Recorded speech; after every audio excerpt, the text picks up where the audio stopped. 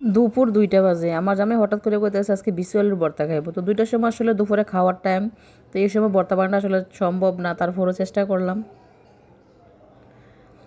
BC আলু খাওয়া শুরু করলাম আমরা ভর্তার মাধ্যমে। আলু ওঠানোর পরে আসলে আমরা এই পর্যন্ত আলু খাই নাই, কারণ আলু ওই বাসায়, আমি এই বাসায়। তো ওই বাসা থেকে আলু আনাটা আসলে একটা ঝামেলার ব্যাপার। তো এই কারণে আলু আর খাওয়া হয়েছে না। দেশি আলু খাওয়া মূলত শিখে হয়েছে আমার ফুফুর কাছ থেকে। উত্তর দিকে কিন্তু আগে এই আলু সচরাচর সবাই করতো, ইদানিং আসলে তেমন একটা করে না। আলুর ভর্তা দেখতাম আমার ফুফু সবসময় এরকম ছোট্ট ছোট্ট আলুটি বাইচা, তারপরে মাটির তাওয়ার মধ্যে টাইলা তারপরে ভর্তা বানাইতো। তো আমিও আজকে ছোট ছোট কয়েকটা আলু বাইচা নিছি, বাইচা তারপরে মাটির তাওয়ার মধ্যে প্রথমে মরিচ টাইলা নিছি, টাইলা তারপরে হইলো আলু দিয়ে দিলাম। আলু দিয়ে ভালো করে ধুয়ে নিছি, ধুইয়া তারপরে মাটির তাওয়ার মধ্যে টালতে অনেক সময় লাগবো। আসলে এটা মুখের কথা না, মানে বললেই হয়ে যায় না।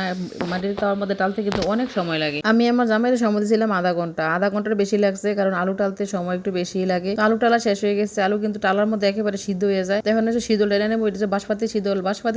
বাসপাতি শীতলের গুণগানের কথা সবাই জানে। একবারিতে ভর্তা বানালে কিন্তু 2-3 বারই সজাগ হয়ে যায়, এত সুন্দর গ্রান। তো আমি এখানে 4-5টা শীতল নিয়ে নিছি, তারপরে শীতল টেনে নেবো কড়া কইরা, তাতে শীতলি বিতুটি সহ ভাজা হয় আর কি। উপরে কিন্তু চামড়া আছে, চামড়াটা সারা, ভিতরটাও ভাজা হইতে হইব, নাহলে কিন্তু এটা কাঁচা থাকবে। তাওয়াটা কিন্তু এমনিতেও গরম, আমি চুলাটা একেবারে কমাই দিছি যাতে শীতলটা ভালো করে টালা হয়। তো শীতল আমার টালা হয়ে গেছে, তারপরে হলে ভর্তা বানানোর ফালা 3টার উপরে বেজে গেছে। আমার জামাই কিন্তু বারবার জিজ্ঞেস করতেছে ভর্তা হয়েছিনি। তো একটু তাড়াহুড়া করে কাজটা করতেছিলাম। আমার ছোট বোনে ভর্তা বানাইতেছিল, আমার মেয়ে টালতাছিল, আমি ওদিক দিয়ে সালাদের কাজ করতেছিলাম। দুপুরের খাবারটা আমরা এমনি প্রতিদিন খাইতে খেতে একটু দেরি হয়ে যায়, প্রায় 3টার মতো বেজে যায়। এদিক দিয়ে কিন্তু ভর্তার কাজ চলতেছে। ভর্তাটা কিন্তু এমন সুন্দর গ্রান, মানে মনে হইতেছে যে পাতিলের ভাত আজকে সব শেষ হয়ে যাবো, এত সুন্দর একটা গ্রান হইতেছিল। এই বিসি আলুর ভর্তা অনেকে মাছ দিয়েও বানায়, তো আমরা আসলে মাছ দিয়ে তেমন একটা বানাই না। আমি সবসময় শীতল দিয়ে বানানোর চেষ্টা করি, কারণ শীতলটা সবচেয়ে বেশি মজা হয়। তো আসলে সবচেয়ে বড় কথা হয়েছে কি, আমরা ভাত খাইতে খাইতে কিন্তু আসলে পাতিলের ভাত সব শেষ হয়ে গেছিল। আমরা সবাই কিন্তু অনেক মজা করে ভর্তা দিয়ে ভাত খাচ্ছিলাম। সাথে আসছিল টমেটোর টক, তারপরে আসছিল টমেটোর সালাদ, এখন ধনিয়া পাতা, তারপরে কাঁচামরিচ দিয়ে কিন্তু ভর্তার পর্ব শেষ হয়ে গেছে। আসলে ভাত রান্না করছিলাম কম, 2 ফুট চালের ভাত রান্না করছিলাম। তো আমরা ছোট বড় মিলেই কিন্তু 6জন মানুষ, তো 6জন মানুষের 2 ফুট চালের ভাত